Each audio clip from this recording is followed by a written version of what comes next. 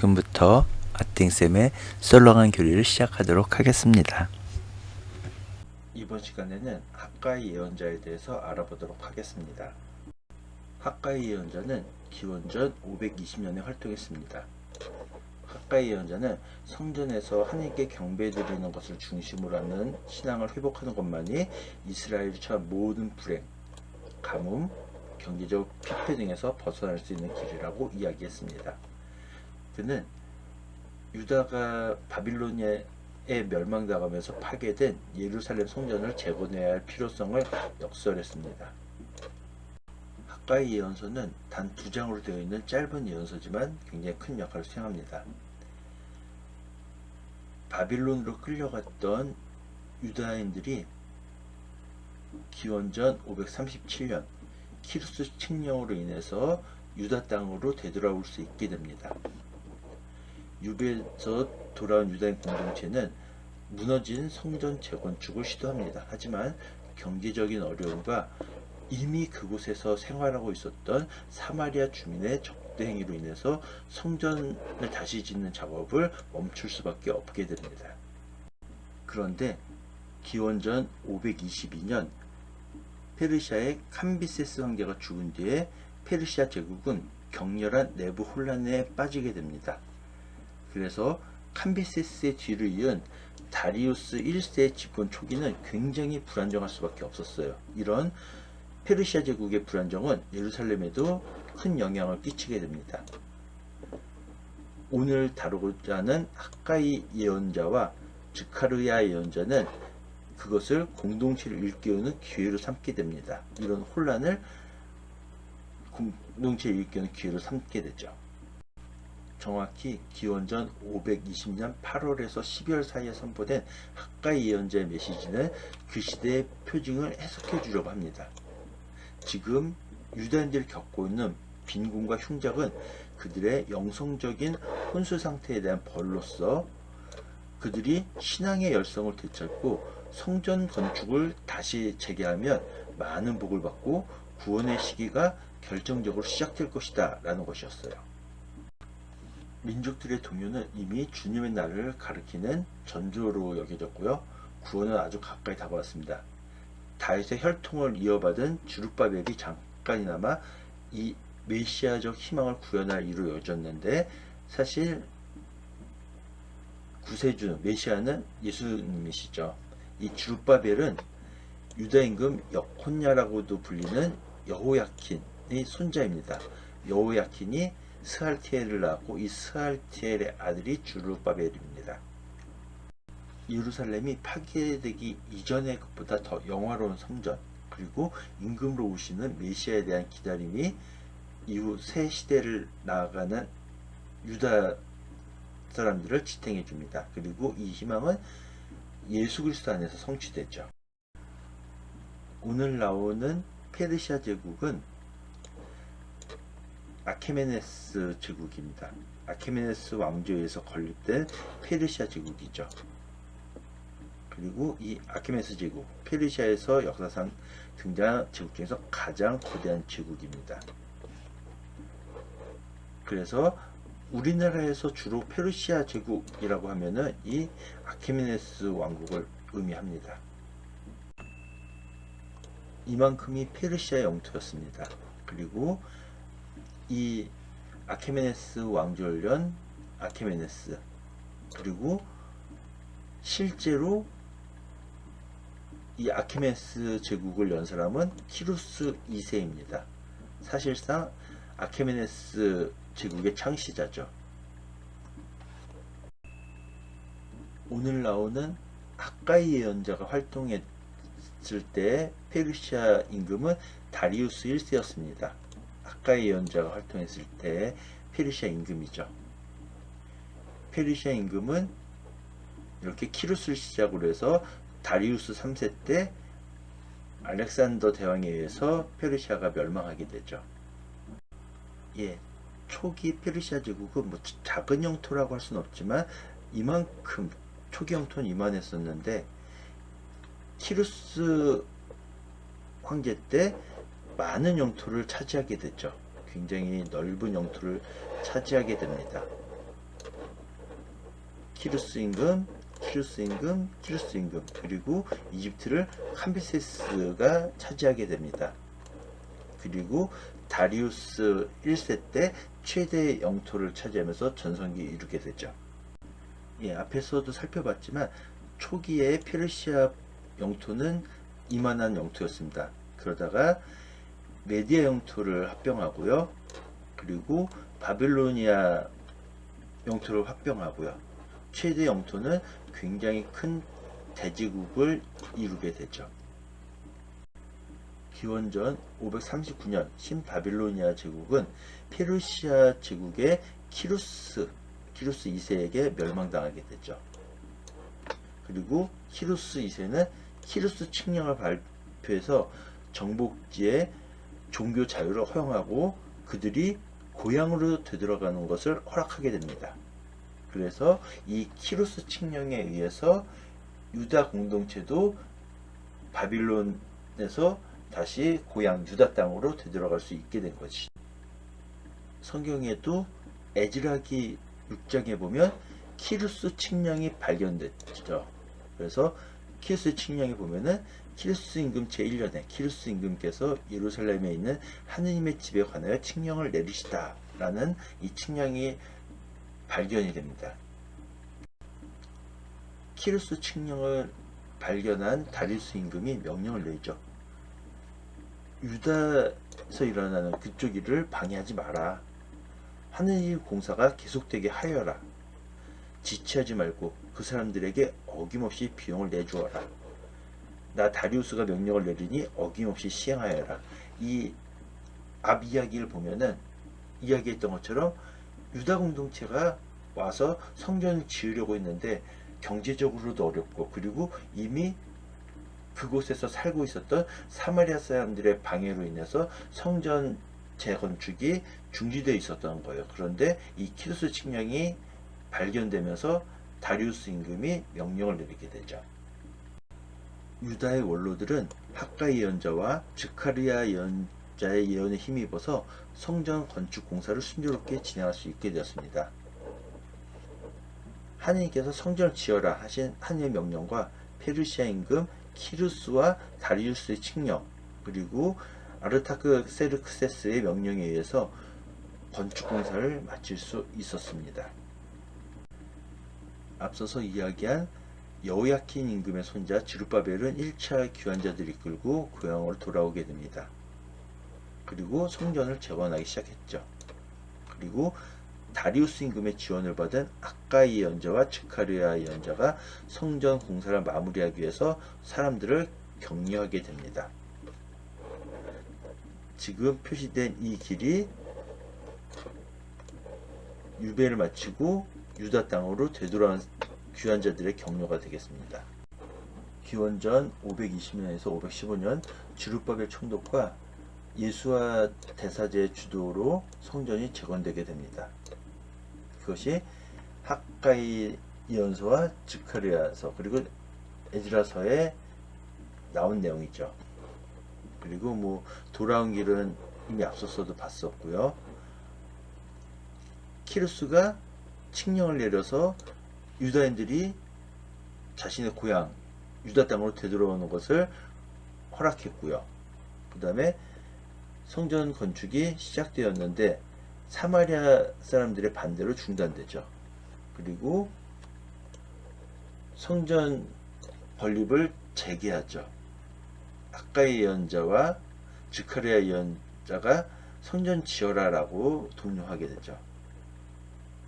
네, 그래서 성전은 기원전 536년부터 515년까지 성전 재건 작업이 이루어지게 됩니다.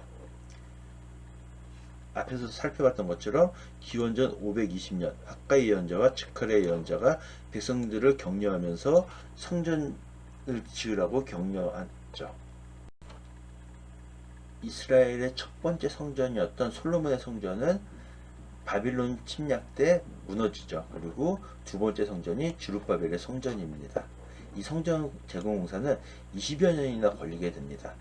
이유는 앞서서 살펴봤던 것처럼 경제적인 어려움과 그 당시 그 땅에 살고 있었던 사마리아 사람들의 반대 의해서 그랬었죠. 그래서 학가에서에 따르면은 성전 재건 공사가 잠시 중단되긴 했지만 기원전 520년에 재개되었고 기원전 515년에 공사가 끝나게 됩니다. 비록 첫 번째 성전이었던 솔로몬 성전에 비해서 초라하기 그지없는 성전이었지만 훨씬 오래 보존되게 됩니다. 그리고 헤로데 대왕이 웅장하게 복원하고 개조하면서 제2성전으로 알려진 이 성전은 기원 후 70년 로마인들에 의해서 파괴되기 직전까지 존속하게 됩니다. 유다인들은 성전을 웅장하고 크게 복원해준 헤로데를 대왕이라 부르게 됩니다. 우리 그리스도교 신자에게 있어서는 헤로데는 예수님을 죽인 사람이지만 그냥 예수님과 상관없는 유다인들 입장에서는 성전을 크게 웅장하게 지어준 대왕이라고 보는 것이죠. 고향에 돌아온 유다인들은 대단한 열정으로 성전을 재건하기 시작합니다. 그런데 자신의 것들을 챙기기 시작하면서 성전 건축과 하나님 둘 모두 한쪽 구석으로 밀려나게 됩니다. 그리고 이미 그곳에서 자리 잡고 있던 사람들, 사마리아 사람들의 거센 저항도 무시할 수 없었죠. 그래서 성전 건축은 15년 동안이나 중지된 채로 있었습니다. 이에 학가이 예언자와 즈카리야 예언자가 하나님의 성전을 이렇게 남겨놓으면 안 된다 라고 하면서 사람들을 질책하면서 성전 지을 것을 독려하게 됩니다. 그제서야 사람들은 자신의 모습을 되돌아보고 성전 건축 공사를 재개하게 됩니다. 두 예언자는 성전 재건이 끝마칠 수 있도록 사람들을 독려하고요. 결국 이 학가이 예언자가 활동했던 기원전 520년에서 4년이 지난 기원전 515년 성전은 완공되고 하나님께 봉헌되게 됩니다. 앞서 살펴본 것처럼 이 두 번째 성전은 첫 번째 솔로몬 성전에 비해서는 굉장히 초라했습니다. 그리고 헤로데에 의해서 대성전으로 복원되게 되죠. 더 크고 웅장했던 솔로몬 성전은 400년이 못되게 존속했습니다. 하지만 제2성전은 거의 600년가량 존속하게 되죠. 예루살렘도 다윗 시대에는 이렇게 작았다가 솔로몬 때 더 확장되죠. 그리고 유배에서 돌아온 뒤에 느헤미야에 의해서 조금 더 확장되게 됩니다. 그런데 유다가 멸망하기 전에는 이거보다 더 컸죠. 지금 보면은 요만큼이 느헤미야 때 확장된 것인데 히즈키야 당시에 예루살렘은 이렇게 컸습니다. 더 확장이 됐었던 거죠. 요만큼 확장이 됐었던 거죠. 그래서 여기서도 보면은 다윗, 그 다음에 솔로몬 시대, 그 다음에 히즈키야 시대, 뭐 이런 식으로 구역이 나뉘어져 있는 걸 볼 수 있습니다. 느헤미야 시대, 즉 유다 공동체가 바빌론 끌려간 다음에 다시 유다 땅으로 되돌았을 시대에는 주변 정세가 이렇게 되어 있습니다. 그리고 느헤미야 시대 때 예루살렘은 요만했죠. 느헤미야는 주변의 반대에도 불구하고 성벽을 재건했고 성벽 공사는 52일이라는 비교적 짧은 기간에 끝나게 됩니다. 하지만 도성 전체를 둘러싸지 못하고 주로 성전상과 다윗성만을 둘러싸게 됩니다. 예, 앞서서 살펴봤던 것과 똑같습니다. 유배에서 돌아온 시기의 유다 땅이죠. 에즈라기에 보면은 성전을 짓기 시작하죠. 막 이제 열심히 이제 고향에 돌아왔으니까 성전을 잘 지어야지 하고서는 성전을 짓기 시작합니다. 고향으로 돌아온 유다 사람들이 어떻게든지 성전을 지으려고 했는데 성전을 못 짓게 방해를 받죠. 유배에서 돌아온 유다인들이 하느님의 성전을 짓는다는 말을 들은 유다와 베냐민들의 적들, 즉 남유다는 유다 지파와 베냐민 지파 그리고 뭐 레위 지파, 사제 지파인 그런 사람들이란 즉 유다인들의 적들이 그 말 듣고 우리도 하나님 성전 같이 짓고 싶어. 우리도 같이 짓게 해줘. 라고 하니까 주룹바벨과 예수아와 원로들이 당신들과 함께 하나님 집을 지을 수는 없어. 라고 하면서 거절하죠. 그러자 사마리아 사람들이 성전을 못 짓게 방해하고 겁을 주고 그랬죠. 그리고 막 관료들을 매수하고 그래서 페르시아 임금 다리우스가 통치할 때까지 성전을 못 짓게 유다인들의 계획을 좌절시키게 됩니다. 그러다가 앞서서 살펴봤던 것처럼 에즈라기 6장에 보면은 이 다리우스가 키루스 칙령을 발견하고서는 다리우스가 칙령을 내려서 방해하지 말고 도와주라고 하죠. 그래서 성전 건축이 재개되었고 성전을 완성해서 하나님께 봉헌할 수 있게 되었습니다. 학가이 예언서에 보면은 다리우스 임금 제2년 여섯째 달 초하룻 날 하나님의 말씀이 학가이 예언자를 통해서 스알티엘의 아들 지루바벨 유다 총독과 여호차닥의 아들 예수아 대사제에게 내렸다라고 나옵니다. 그리고 하느님의 독촉으로 성전 재건을 시작하게 되었다. 그리고 이 말을 듣고 이제 지루바벨 총독과 예수아 대사제가 하나님의 집을 짓는 일을 하였고 그날은 여섯째 달 숨은 나은 날이었다. 다리우스 임금 제2년이었다. 라고 기록하고 있습니다. 학가에서 2장에 보면은 하나님의 말씀이 학가이에게 내려서 사제들에게 무지하죠. 그 중에 내용 하나가 죽음에 닿아서 부정하게 되니까 이 모든 것 가운데 어느 것이라도 닿으면 그것이 부정하게 됩니까? 라고 하면 부정하게 됩니다. 즉 죽음에 닿아서 부정하게 된 사람이 어떤 것이라도 닿으면 그 닿은 것이 부정하게 된다는 거죠. 그러자 하나님께서 이 백성도 그러하다. 즉 이 백성이 그들의 손이 하는 일도 다 그러하다 라고 말씀을 하시죠. 성경에서 보면은 죽음의 시체에 닿는 것을 굉장히 안 좋게 여깁니다. 그래서 죽음의 몸이 닿는 이는 저녁 때까지 부정하게 된다. 그 죽음을 나누는 이는 누구나 자기 옷을 빨아야 한다. 그는 저녁 때까지 부정하게 된다. 죽음에 닿는 이는 모두 부정하게 된다. 라고 하면서 죽음을 닿는 것을 굉장히 꺼려하게 되죠. 그는 어떤 죽음에 닿아서는 안 된다. 자기 아버지나 어머니 때문에라도 자신을 부정하게 해서는 안 된다. 라고 하면서 사제들 같은 경우에 일반 사람은 아니고 대사제 같은 경우에는 심지어 자기 부모의 일이라 해도 시체를 만져서는 안 된다라고 이야기하고 있죠. 그리고 민수기에서는 누구의 죽음이든지 그것에 몸이 닿는 이는 7일 동안 부정하다라고 이야기하고 있죠. 아무튼 레위기에서는 죽음 때문에 부정하게 된 사람은 저녁 때까지 부정하다. 물로 몸을 씻지 않고서는 거룩한 예물을 먹지 못한다. 해가 지면 그는 정결하게 된다. 라고 하면서 시체에 닿는 것을 굉장히 금기시킵니다. 지금까지 들어주셔서 대단히 감사합니다.